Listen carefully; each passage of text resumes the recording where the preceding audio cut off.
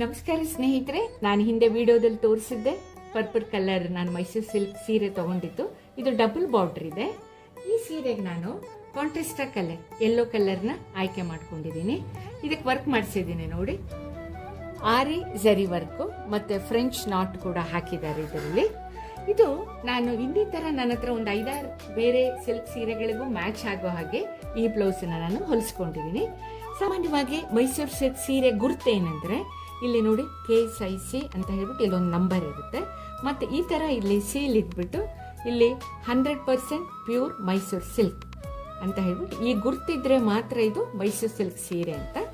ಮತ್ತು ಇದು ಸೆರ್ಗ್, ಇಲ್ಲಿ ಸೆರ್ಗಿಗೆ ಕೂಡ ನಾನು ಈ ಥರ ಕುಚ್ಚು ಹಾಕ್ಸಿದ್ದೀನಿ ನೋಡಿ. ಈ ಥರ ಕುಚ್ಚು ಹಾಕ್ಸಿದ್ದೀನಿ. ನೀವು ಕೂಡ ಒಂದು 4-5 ಸೀರೆಗಳಿಗೆ ಮ್ಯಾಚ್ ಆಗುವಂಥ ಒಂದು ಕಲರ್ ತಗೊಂಡು ನೀವು ಕೂಡ ಈ ಥರ ಮಾಡ್ಕೋಬೋದು.